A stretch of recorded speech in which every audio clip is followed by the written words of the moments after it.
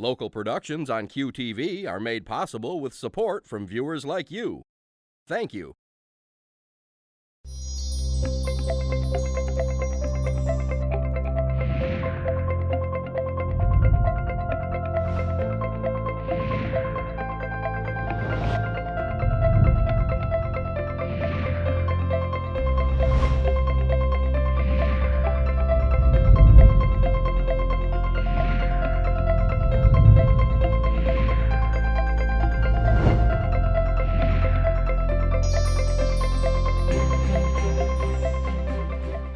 Hello, everyone. Welcome to Junia Doan's The Spark. I'm Junia Doan, and thank you for joining us. My guest today is Susan Wadsworth, the founder and director of Young Concert Artists Incorporated. Tell us a little bit about Young Concert Artists. Oh, well, there's so much to tell. Well, I started it when I was 24, and the Village in Manhattan was a place for young people and experimentation, and it was very open to new things. And so I found a loft, a street-level loft restaurant, which had Corinthian columns down one side. It was a restaurant, but it was a beautiful room with, 40-foot ceilings. And I went in and I met the owner, who was a young man who was an architect. But the restaurant was his hobby, and he was Armenian. He is Armenian, and so he made wonderful things at night, which was Armenian cuisine. But in the daytime, it was a cafeteria for NYU students. Oh. But on Monday nights, he was closed. So I asked if we could use the restaurant on Monday nights for some concerts, and he loved the idea. And he helped me, and he built a platform, a stage sort of, in the back of the restaurant. And I bought some red velvet curtains, which we hung up behind. And Steinway gave me a concert grand, which they just made me pay cartage for, which in those days was about $200. And they let me have the piano all season long. We just put a blanket thing over it, of course, when it wasn't being used. But there was no $1 million insurance or anything like that. Things were very different then. Well, how did you approach Steinway? Well, my piano teacher was a good friend of one of the Steinways, Fritz Steinway.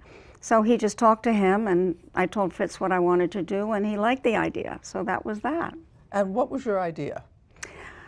Well, my idea was to discover unusually great musicians who were young and unknown and needed the chance to be heard.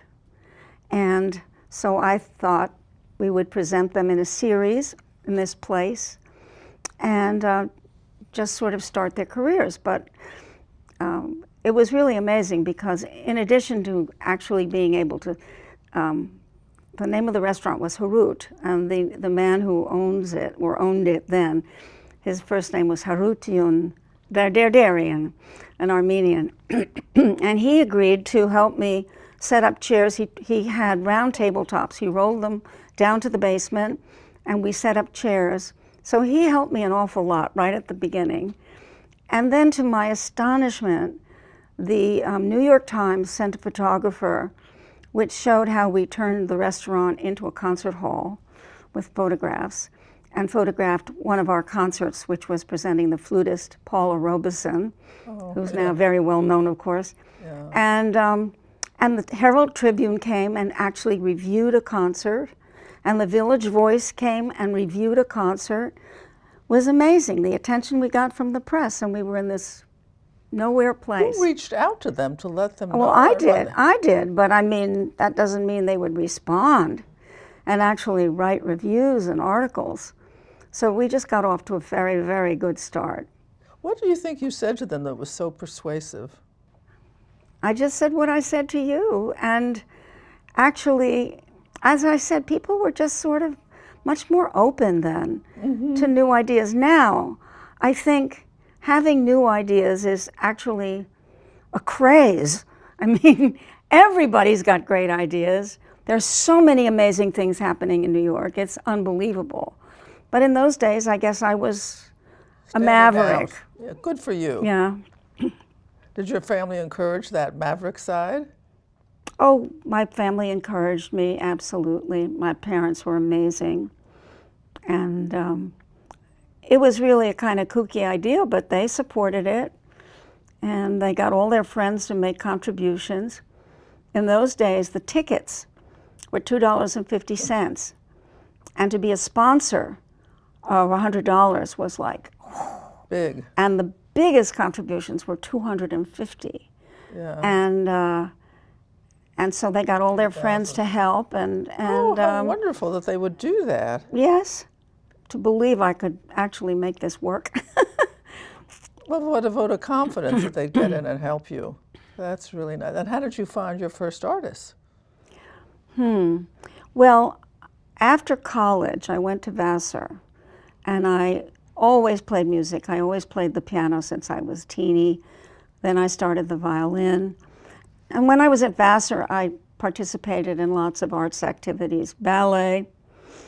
I was no expert at it, but we had a wonderful ballet club. I was in the orchestra, second violin. Oh. And I also studied piano and violin there. Yes, I've always been music. Do you think you hear better when you said you've always been music?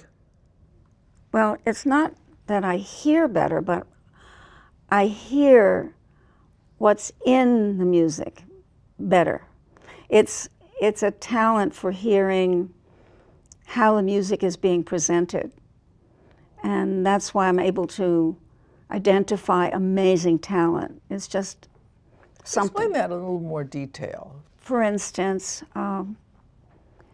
I got an audition recording. The first round of our international auditions, which take place every year, is for either people who are near New York who play live or people who are far away who send recordings. And so we got a CD from a violinist. And I was riveted by the accompanist. And I found out who the accompanist on this CD was. You know, it was just an audition CD. And I insisted that he audition for us. And I changed his life. That was Jeremy Denk. Oh, yeah. And Jeremy has gotten a Genius Award from, where is it? From MacArthur. MacArthur, right, a MacArthur Genius Award. He's been, right now he's doing a Perspectives series all season at Carnegie.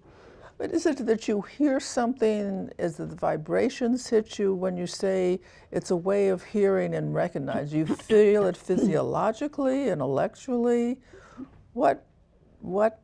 It's very hard to explain what talent is.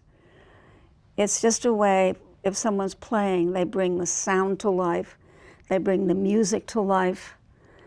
You know, I mean, these days there are so many young people who play in a way that would just astound the virtuosos of the past. Right. They can do anything. Did you think you had that talent when you were playing? Well, I knew I was very talented as a musician, but I was lazy. I hated to practice, and so it was always a kind of push-pull situation. But what I was going to about being at Vassar was I played those instruments and so forth, but I majored in English because the English professors there were great, and my major was contemporary poetry. Of course, contemporary was the middle of the last century then. And when I got out of college, I had no idea what to do. I didn't want to teach English, and it seemed like the only thing that I really had a gift for was playing the piano. So I went to the Mannes College, and I buckled down, and I practiced really hard, and everything just started to bloom. And about halfway through the year, my teacher said he wanted me to play the Mozart concerto I was working on, he wanted me to play it with the Mannes Orchestra. Again, this is an example of how different things were then. If you are in a music school now and you want to play with the school orchestra, you have to enter a competition. So then my teacher just said, I want you to play with the orchestra. And I was sort of astounded. And then the next day, I found myself, instead of on the piano bench, I found myself in Bonwit Teller, which is a huge department store which doesn't exist anymore. Yeah, and I was in place of Trump Tower. That's right. And I was at in the glove counter looking at gloves, which I realized recently was a kind of Freudian thing, because gloves cover up your hands. And I thought, why am I in here? And I realized I don't want to perform. So I told my teacher, who was very heartsick. Yes. And then I kind of fished around what to do. So I went to the United Nations and I worked there for a year. I worked in publishing for 2 years.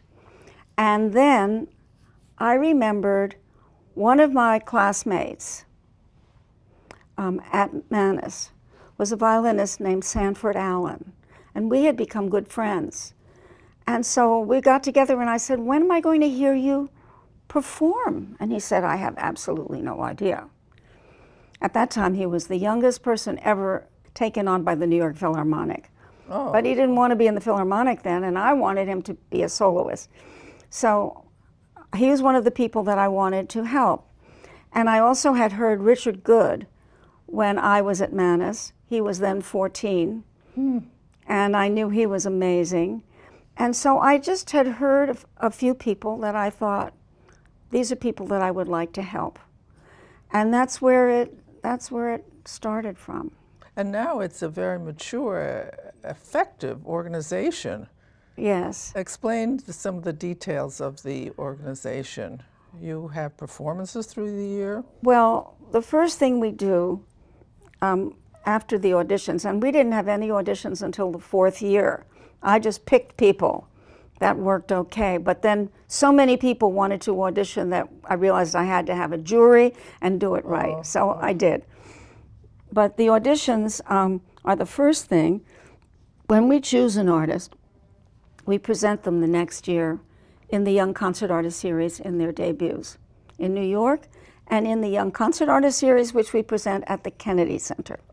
So they get New York and Washington coverage mostly, although the newspapers don't cover music so much anymore. And although I must say Anthony Tomasini at the Times has been very interested and very generous, but still when he writes a review, it doesn't come out in the paper. It's a kind of internet. Online? Internet thing, but still, it's there. Yeah. And well, I was just saying, so they have anyone can audition, right? And anyone can audition who has the repertoire. There has to be a certain level of repertoire. But within that level, they can choose pretty much anything they want to play. We ask for Bach, we ask for classical work, a romantic work, a contemporary work, and within that simple framework, people come with their own repertoire. And I have a jury of distinguished performers and musicians. And how often do they meet? I mean, the auditions are every year. Do they come in September or? The auditions are in October and November. And then they hear whatever the next steps are. Well, there's first the first round. Right. And that, as I said, is either live here in New York or it's by recording. Then anyone who's passed to the semifinals has to be here. Okay. And that happens over 3 days. And as you say, anyone can enter, but they have to be within a certain group of instruments, because there are certain instruments, like, forgive me, tuba players, but I don't think tuba players can have a real solo career. Yes. So there are some instruments that we have not listed, but we listen to a lot of different instruments and voice and string quartets and other ensembles. And they come from all over the world. And they are then selected from? In the final auditions by the jury. And do you have a restricted number of people who could be chosen or No. not? Oh, that's lovely. That's our secret. Because first of all, a piano competition, for instance, where you have first prize, Yes, all the pianists are competing against each other. yes. So there's a first prize pianist. They're all pianists. So they're competing against each other. I don't believe in that anyway, because if you compare, I don't know, Jeremy Denk to Richard Good, Right. who are you going to give first prize on? It doesn't make sense. But we have all instruments and voice. So in our auditions, we're listening for that great spark, Exceptionality. that talent, that's something that makes you just so eager to listen. And so we have had an incredible track record. I've gone with Sarah to one To some of the concerts. auditions? Yeah, not to the auditions, the concerts. And very impressive, riveting even. Thank you. Yes, you're just a wonderful job. And the organization is coming up to 60 years now. Yeah, Yes? in 2 years. In 2 years. Have you had to change your management style over these years at different levels of growth? Well, the organization has grown. There was a long period where I was alone first for the first 3 or 4 years. And then I brought in an assistant, and then I brought in somebody who actually ended up doing a huge amount of booking and working with me for 5 years. And then eventually there was a period where, in the 70s, where there were just 4 of us doing everything. One person did all the books and all of the recital bookings. One of them did all the publicity and press releases and bios, and also all the orchestra booking. And one person was an assistant. And they have all gone on to incredible careers. I started a lot of careers in management, in addition to unintentionally. The organization not only gives an award and an ability to perform, but also helps manage their careers and gets them bookings and things like that. That's right. So right now we have a management department with 2 artist managers who book concerts all over the place. And they have a support staff, one person who does contracts and things like that, and visas, which is an enormous problem these days, and someone who does programs and contacts with the presenters. And we have a publicity person. Oh, that's, yeah. I mean, on our staff. Yes. And we have a development director, a development associate, and Takes a lot of money to do this. yeah, it does. We spend a lot of money on each artist, and that's why we are extremely careful about who we pick, because they have to be worth it. When you say the competition is much greater now than the early days when you started, what actually did you mean? I sort of got that the quality was so much higher and there's so many more people who have the ability to perform at that level. Is that so?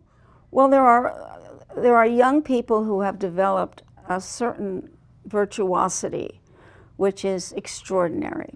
When Tchaikovsky wrote his famous violin concerto, he dedicated it to the greatest violinist of the day, whose name I can't remember right now, who looked at it and said, "This is unplayable," and wouldn't touch it. Although 2 years later he changed his mind and he did play it. But nowadays I hear kids from the age of 16 to, up into their 20s who play it flawlessly. And it is very difficult, but they make it sound fabulous.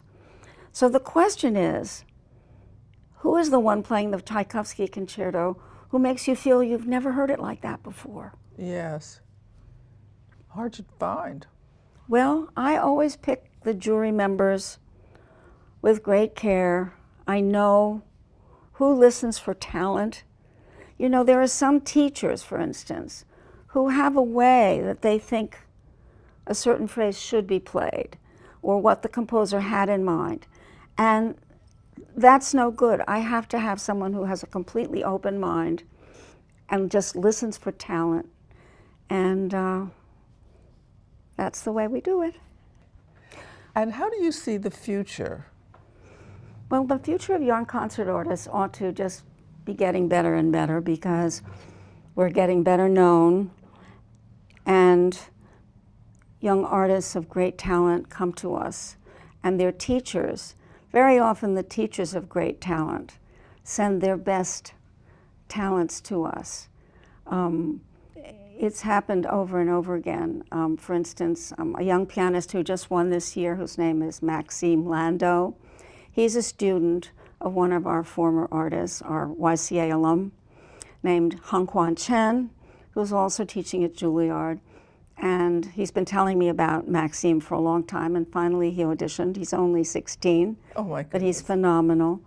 And the first violinist of the Tokyo String Quartet, which was with us in the 70s, is a fabulous violinist. And he has become a great mentor for violinists, and he teaches at the Manhattan School, but he also is working in Tokyo, and he has sent me a couple of extraordinary young violinists. When I say sent me, he said he sent the artist to come and audition for us, and we grabbed them. Does your husband help you at all with this? Well, my He's in husband, the field, but well, my husband founded the Chamber Music Society of Lincoln Center, Oh, and he's a pianist. reputable. And he also founded the chamber music concerts at the Spoleto Festival in Spoleto, Italy in 1959. And then he also did the same thing at the Spoleto Festival in Charleston. But he also started the International Music Festival in Cartagena, Colombia, the country, not Columbia, the university. And he toured a lot. He played with a lot of YCA artists and others. And he retired at the age of 80 from all of his commitments, which were many. You know, it's But- very nice to have, but what? You know, it's been wonderful to have total communication because Yes. he also is very gifted at grabbing a talent. And so he always used young artists in Spoleto, Italy, and in Charleston. And a lot of the time they were from young concert artists. Sometimes they weren't. Right. Like, for instance, Elisa Weilerstein, a fabulous young cellist, who's the daughter of one of my alums. But she was grabbed by a commercial management when she was very, very young, and I never got my hands on her. But someone like that is someone Charles picked to play in Spoleto. Well, you know what occurs to me when you think of marriage? There are a couple of different schools of what makes good marriages, and one of them says if you're in the same fields, it's either bad or great. It's great because you understand each other, you understand the problems, you understand the opportunities, and you have a colleague. The ones that say it's terrible say, well, you get competitive or too egocentric or something like this. But it sounds like in your marriage that it was a multiplier to know something about the fields together, separately be interested and involved. Yes, well, we weren't in competition at all. I was doing my organization, and he was Right. doing his organizations and festivals and all that. But we just understand. But aside from music, we just understand each other perfectly, and How did that so come it's been about? fun. Well, he engaged one of my artists for the Spoleto Festival in Italy, and that's where we met. Oh, tell us about that if you would. Well, that's where we met, and we were married 3 years later. And do you have children? We have one daughter, and even though Charles and I have been married for 52 years, he was married before. So he had another daughter who is like my own child now. His first wife died, and he also had a son who's living in a Camp Hill village upstate. And so I inherited 2 children, and That takes a lot. it's fun. Yes, it's nice to have all that. Mm-hmm. And are they interested in the music field or the performing field? Well, his daughter is very musical, and she lives in Lancaster, Pennsylvania. And her daughters are very musical. They dance, they sing, they act, but they also are top-notch students. One of them just started college. My own daughter loves music, and she's heard it all her life. But aside from taking piano lessons for 2 years, she didn't have a talent for making it herself. Interesting. What can you see from early, they say in early age children, you can see who they are, and you should encourage that which they're interested in. What was she interested in? Oh, she's interested in ceramics, but that didn't come out until much later. Interesting, the path of life, isn't it? Mm-hmm. I think it's wonderful that you kept a marriage going. I'm a big believer in marriage and long-term marriage. No, seriously, I think people give up too early sometimes. People change. Some need to end, but for the most part, I think it's good for civilization, it's good for the couple, it's good for the children, all. If it's good, it's good. Yes. If it's not good, it should end. Yes. Well, anyway, thank you very much for being here and talking to us. So what I want to say today is the importance of really honoring how much enthusiasm and passion you have for something early on. Remember, she was really doing very well in piano and other musical instruments, but when invited to perform, she ended up at Von Teller's looking at gloves. And she recognized in herself a reluctance or an inability to practice instead of shopping. And instead of either overriding it, or she took it as a sign somehow it was a mismatch. And how many times do we have the courage to say something is a mismatch, but still maintain interest in it, and then to find different ways? So she had this idea, and often, as she says now, everybody has ideas. But what made the difference? What made the difference is, A, it wasn't being done at the time. 2, she had parents who sort of helped her get some money, and she was really entrepreneurial in getting coverage and getting the place to perform, the restaurant, and getting a Steinway. And that's what I offer to you in your life.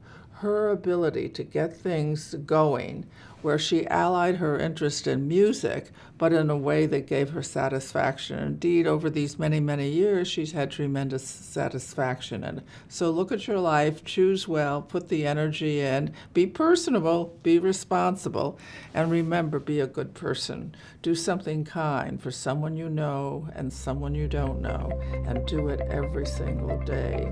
We depend on you. See you next week. Thank you for tuning in. Thank you so much. That was wonderful. It was a pleasure. To contact Junia, send her an email at juniadownsthespark@gmail.com. For more information, program schedules, and news about future guests, go to www.juniadownthespark.com. Thank you for joining us. See you next time on Junia Doan's The Spark. Local productions on QTV are made possible with support from viewers like you.